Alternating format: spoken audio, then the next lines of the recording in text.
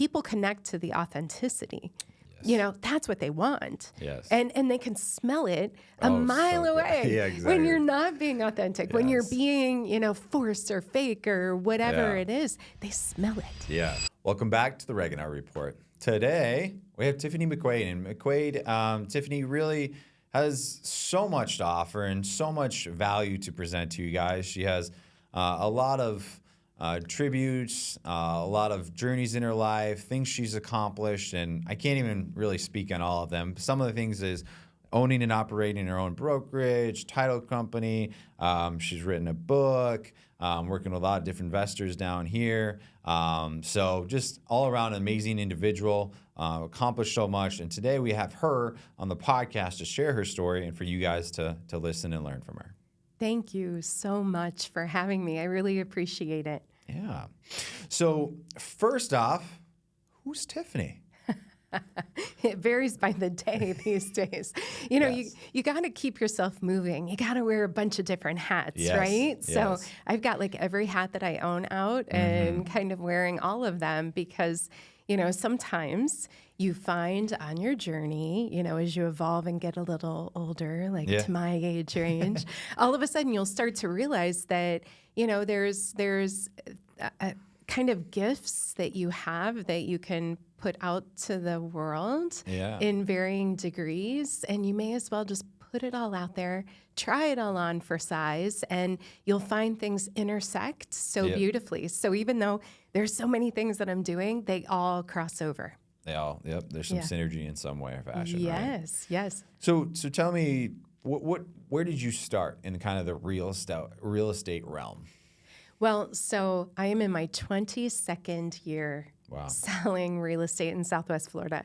And I've been blessed. I knew when I started in real estate that I didn't necessarily want to be all over town as a realtor. I wanted to specialize in an area and know it like the back of my hand and be the kind of go-to for that area. And that was really my mindset. So I started in the community where I lived, which is Quail Creek Estates. I've lived there 22 years. And I would get up every morning, newly licensed, and I'd put my Walkman on. Remember those? Oh, yeah. Put your Walkman on with the cassette tape, and I used to walk the circle of my community every morning, listening to Zig Ziglar. Do you remember him? An old sales trainer. Yep. I would listen to him on repeat, and I would go around and memorize the front elevations of the properties. And in our community, we have names on mailboxes.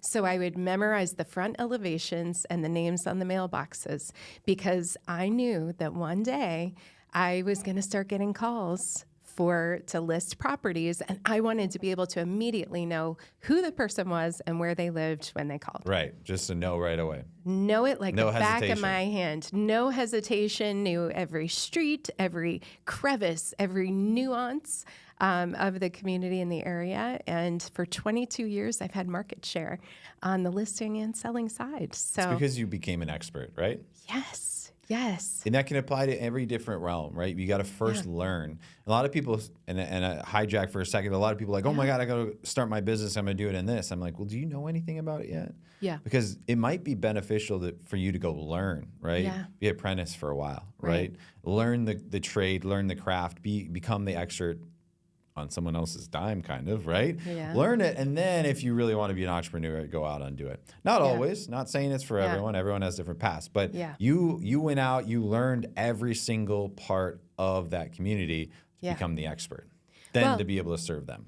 Yeah, and you know, what I've learned over my career, and as I've sat back and watched everyone, whether you're in the real estate industry or not, doesn't matter the industry. You know, there's so many people that accept status quo. So if you're newly licensed, you go out, you get your license, woohoo, I've got it, you know, and they watch the shows on TV and they think they're going to go out and sell $30 million worth of real estate in the first year, right? You know, high expectations. Some will. But the difference is when you go out and push yourself to do something different and unique than what everyone else does. So, you know, just not the normal, okay, I'm going to do my education and then I'm going to go to the board of realtors and do what I have to do there. And then the expectation is going to be that the business rolls in. doesn't It does not. Yeah. So, the true key is finding authentically who you are, figuring out who I am, what values I have, what assets I have that I can add to this business that everyone's doing, especially in Florida, for real estate, but in any industry. What can I add value-wise that no one else is doing? Because that's the difference. Everyone so easily accepts status quo, but it's pushing yourself. It's going that extra mile because it's never crowded. No. That's the difference. And at the end of the day, you said it perfect, is you have to go that extra mile, and everyone can say, well, that's it depends on, or it doesn't depend on the industry either, right? Like if you say an entrepreneur goes out, they get their LLC, right? They become a business owner. Yeah. That's cool. But did you do any work to build the business, right? Right. And go get your license to become a realtor, right? But did you do any work to build it, right? Yeah. And so it goes back to putting in the work and growing it, right? And that's the biggest thing. So if you're an entrepreneur or a realtor, it doesn't matter, right? Go out and do it. And maybe you're a salesperson, right? You're working under another business. Yeah. Do you think sales are just going to come to you left and right? Right. No, right? You got to go out and work for it. Yes. So you built up your business, right? Fast forward now, you have McQuaid Holdings, right? And then there's different businesses kind of under that, right? Yes. So obviously there's been some time in between there, some journeys. You've learned a lot. Your current career now, you have a team, you obviously have agents, Yes. and title, right? Yep. Investments, different things. Tell us a little bit high level there. So under McQuaid Holdings, we've got the real estate company, the marketing and promotions company, and the title office. Awesome. So the marketing and promotions company is kind of unique because it wears multiple hats. And, marketing for me has always been what I believe to be my gift to the world, a kind of crazy ideas and sticky things and visions, marketing visions kind of flow through my veins like water. But so that's kind of what comes natural to me. But my passion is real estate. So we took the marketing component and we, as the company itself handles the marketing for both the realtors and the real estate office. But the caveat is we also have been responsible for some of the area's largest events over all these years. And that's actually how I built my business, Awesome. Using sweat equity, because that was my business up north for many years, was events. So we used that sweat equity to create and build and establish events like we took over Taste of Collier many years ago. We did Rocket on the Bay, which many have probably been to, that really was the start of McQuaid and Company. We've done Rock and the Point at Coconut Point. We've done the Stone Crab Festival.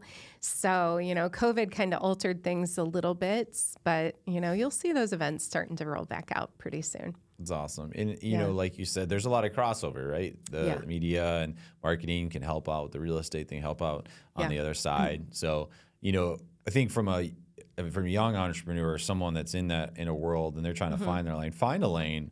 Yeah. And figure it out and go really fast in that lane. And then eventually, it will spawn into other parts, right? And that probably is what happened over the 22 years with you. Well, exactly. And thus actually what prompted me a year and a half ago to start writing a book. And it started with so much outreach from people during COVID lockdown that were really struggling, mentally to look for positivity. And so it was just an unusual thing. But then so many entrepreneurs saying, how are you doing it? And I've got to be honest with you. I mean, I've fallen down probably 1,000,000 times. And I think now my probably best gift is my resilience. I don't ever allow myself, I've learned over the years, and I've seen so many people, whether they're in sales or owning their own business, they get hit, something major happens, a market fluctuation, whatever it is, and they go down mentally and or physically, and they don't pull themselves back up. And the true gift is when you can build that strength on the down so that you bounce back up quickly. I legit give myself one day. If something hits me and it's hard and it's weighing on me, I'm carrying the weight on my shoulders, I give myself the day of impact. And then the next morning, I force myself to get up, and it's a new day. It's a fresh day. That's in the past. And honestly, that resilience is what keeps me going, truly. And that's where most businesses fail today, and most salespeople fail, is in the punch. You know, we all get it. Deals fall apart. You know, hard things happen. There's, you know, illness or personal dynamics, whatever it would be.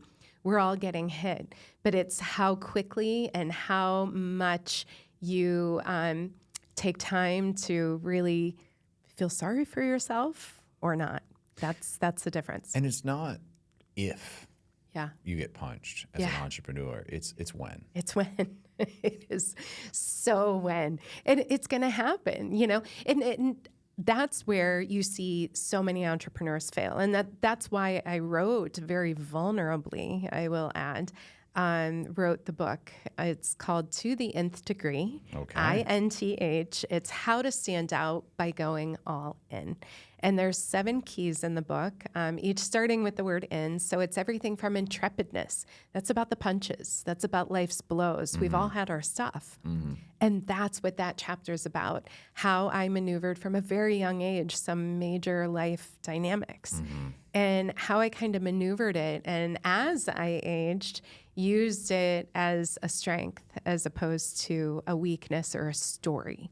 So, you know, everything from influence, you know, we hear influencers, right? Everybody's an influencer on social media, but the reality is every single one of us are an influencer on the day-to-day. You know, how are you engaging with someone that you're on a podcast with? How are you engaging with someone that you walk into an office at the front desk or that you're checking out with or you know, getting your coffee in the morning? How are you, what stamp are you leaving on the world? How are you being perceived? And what are you doing to kind of elevate that perception of you and ultimately what equates to your business?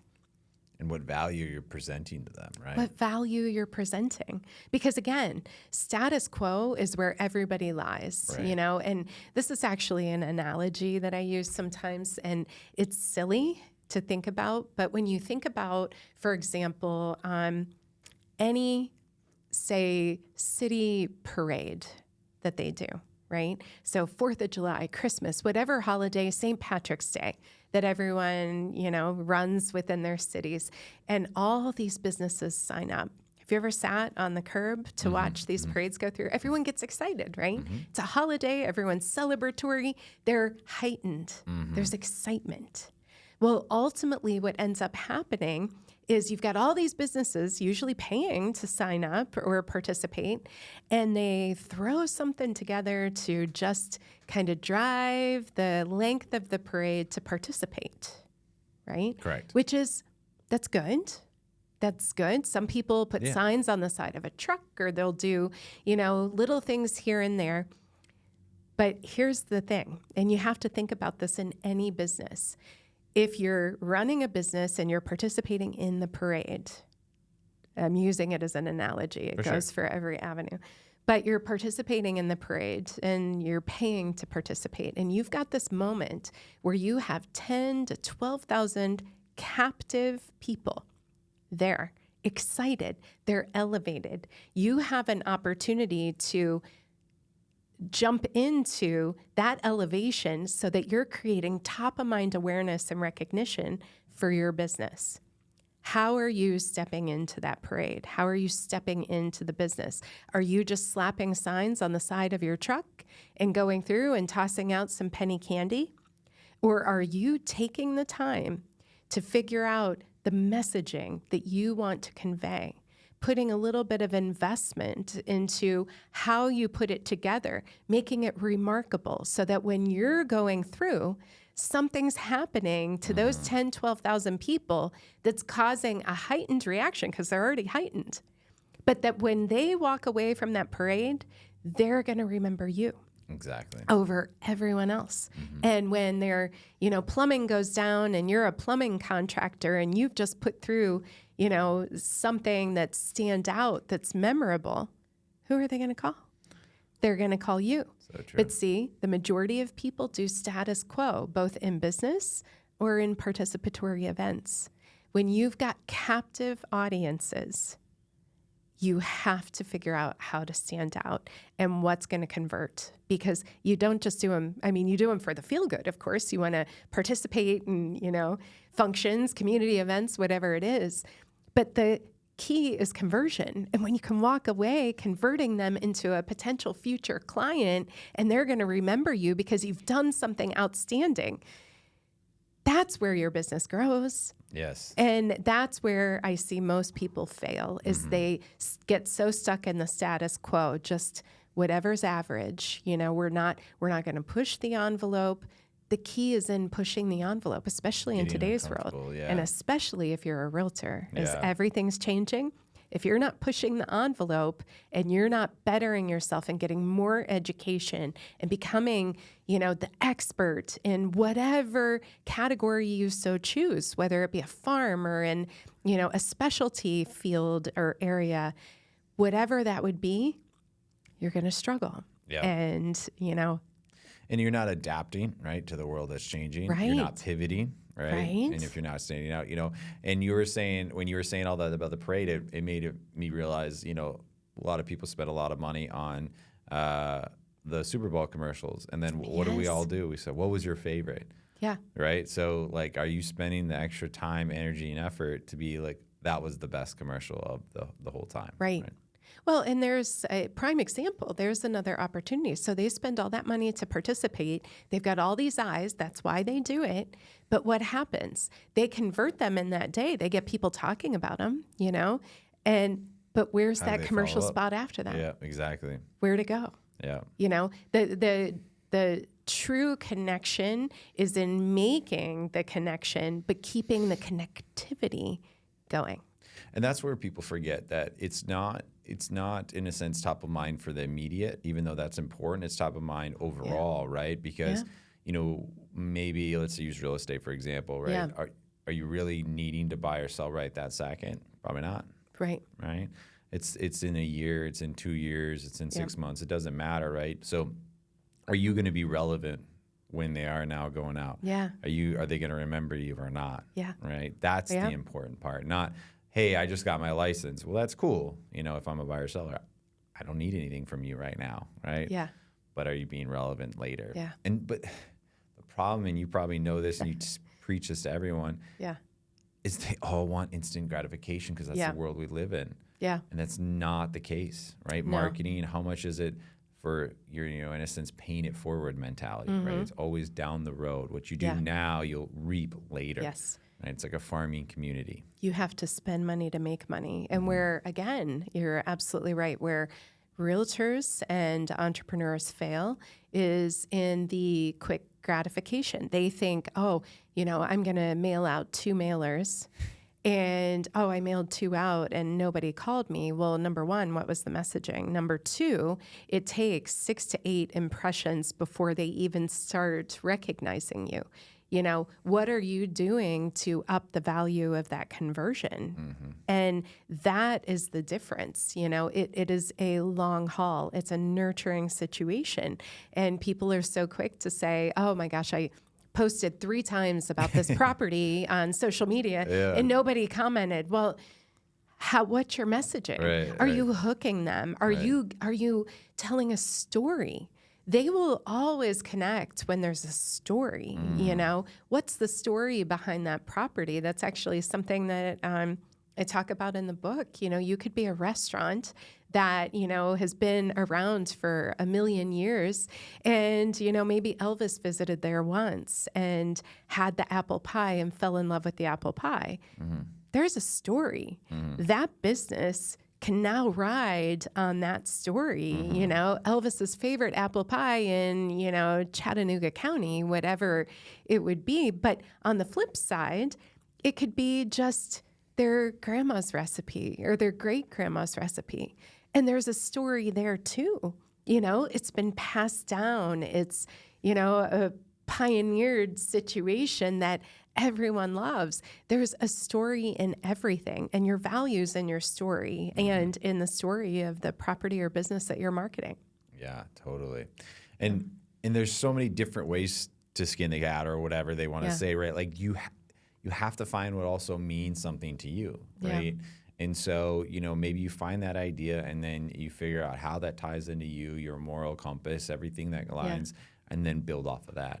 And the sky's the limit. There's so many different marketing ideas. There's so many different things, but like doing something that fits the mold of the client, the objective of the business, and the person that's doing it, I think are the big three things. Well, absolutely. You are absolutely right. And people are skeptical and pessimistic now. They automatically, we're in a divisive world. All you have to do is look at any social media posts on politics and it's 50-50, one way or the other. And it doesn't matter what it is. There's always people that are vocal one way or the other. But the reality is when you know who you are and you figure that out, what's in my heart, what's, and you figure out, and what are my gifts that I have to offer this world? And then you figure out how to convert those and, push those out in terms of being authentically you. People connect to the authenticity. That's what they want. Yes. And they can smell it a mile away. Yeah, exactly. When you're not being authentic, when you're being, forced or fake or whatever it is, they smell it. Yeah. And you don't want that. You want people to, and here's the key, especially on social media from a marketing perspective, you can go and ask, you could have 1 million followers. And if you can't go to pick 5 of them, 10 of them, whatever, and say, tell me 3 or 5 things that you know about me from following me. I'm not talking about people that have known you for years. I'm talking about people that don't know you, that just follow you. Right. If they can't roll off the top of their tongue, like for me, I'm sure anybody that follows me knows I post positive stuff all the time. I have a little dachshund, love the dachshunds. I love pizza. I love red. I wear red typically all the time, except for today. But come on. I know, right? But, there's certain things that I authentically are legit a part of me and who I am that, naturally convey out.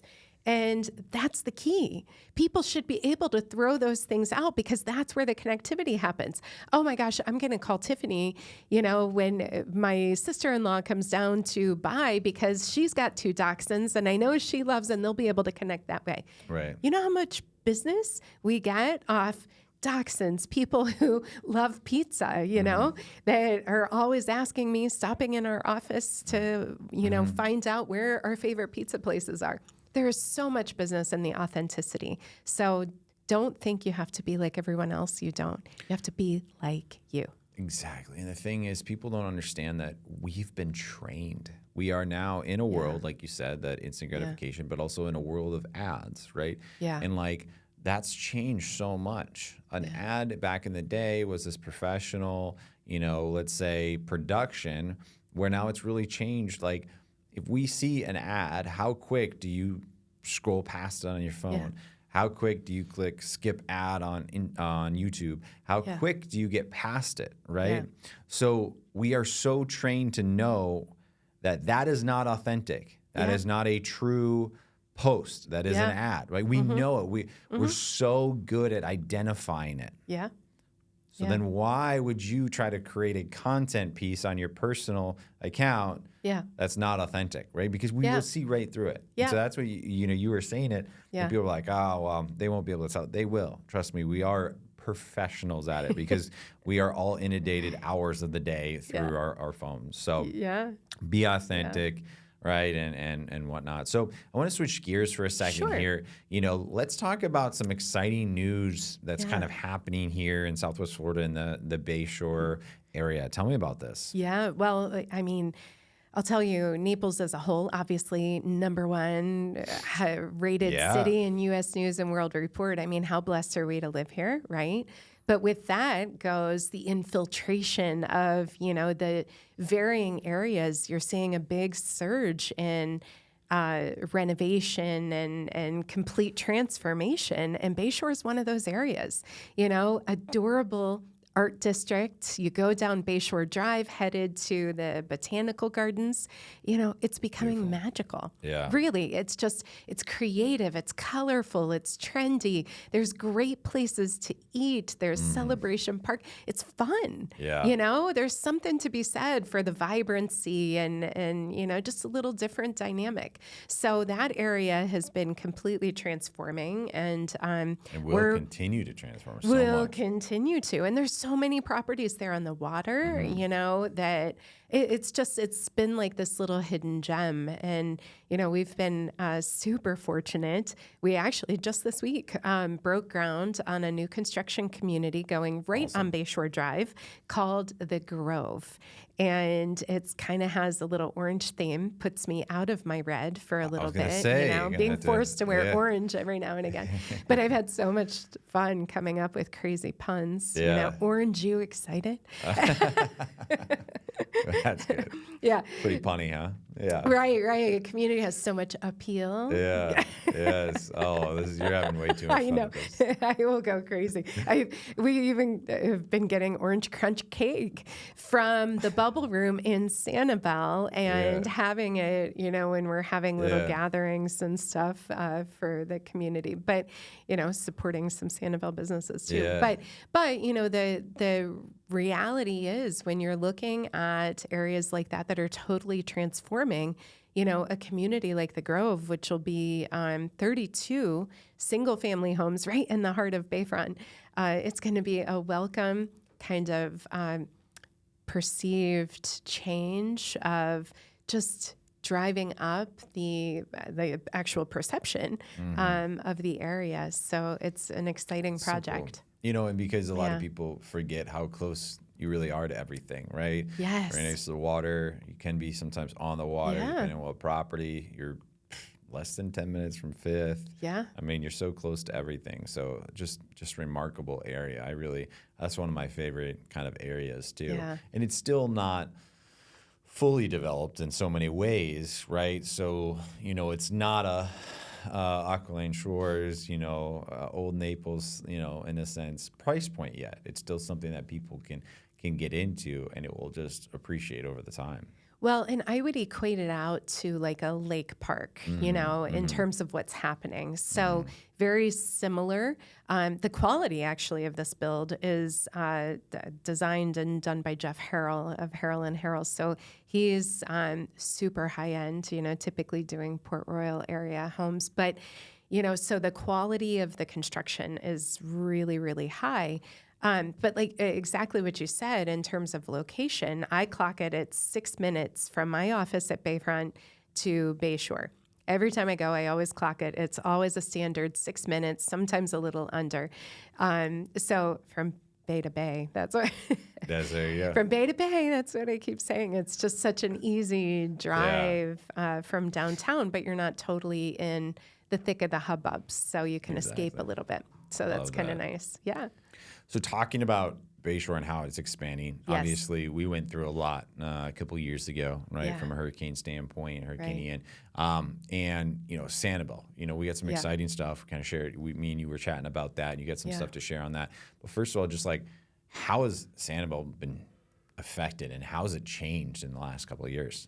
Well, I'll tell you, the resurgence of Sanibel really baffles my mind, and we obviously in Southwest Florida, we've been incredibly resilient through Irma and Ian, and it really has been amazing to me. But what I've seen happen in Sanibel and just the excitement of the people on the island and getting their businesses back open, it's truly amazing. I started a journey with a property that I am getting ready, or that's being put on the market, that I'm co-listing with Ryan Serhant of Serhant in New York City. And so we started working on this property right before Ian hit. We were going to be putting it on the market then. And then in comes Ian. Amazingly, this property was built to commercial code. It is Fort Flippin' Knox. That's so awesome. didn't withstand anything inside, only like 34 cracked roof tiles. The outside, the landscape really is what was affected. So, we kind of evolved through that process. But going to Sanibel prior to Ian, then seeing it post, with the vegetation all affected, from the sand and no greenery left. And, it was like Armageddon. Right. Seriously, it really was heartbreaking. Now to see it, I get so excited every time we go over the causeway because the vibrancy of what's happening, the rebound, all the new colors because everybody's rebuilding and it's fresh paint and all the vegetation's coming back green. The restaurants are reopening, which I'm sure they would appreciate everyone from Southwest Florida coming to visit them for sure and supporting them. But all the restaurants are getting back open. It's incredible. Yeah. So just what I knew in my mind from the before to the after Ian to now where we're at today is night and day. And it's really incredible to see.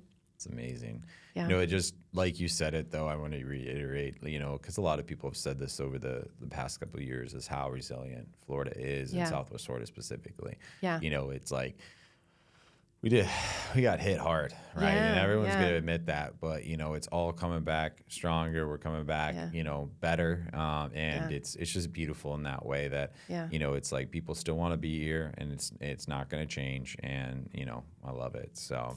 Yeah. Well, good. If they want more information on that, they can definitely obviously reach out and they can learn about that. But also, too, if you're comfortable with it, we'll put all your guys' your information in the description so they can reach out to you.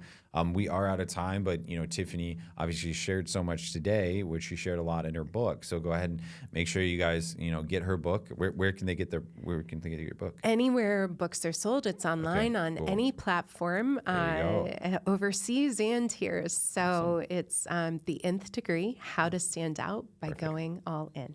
Love it, love it. Well, be sure to check that out. Give it a read. Not too bad of a read, right? Easy read. It's great. And my collaborator, Bruce Littlefield, also wrote Barbara Corcoran's book and Frederick Eklund's book. Oh, awesome. And, he just has an incredible flair of excitement in terms of how things are written. So Love it. So check it out. I'm going to be reading it. I'll give you guys some cliff notes someday. So appreciate you so much for taking your time, Tiffany. I know you're very busy, a lot going on, but I appreciate you coming on and sharing with us on the Regular Report and sharing with the audience everything that's happening with you, your journey, what you've learned over the years, and also obviously what's happening here in Southwest Florida.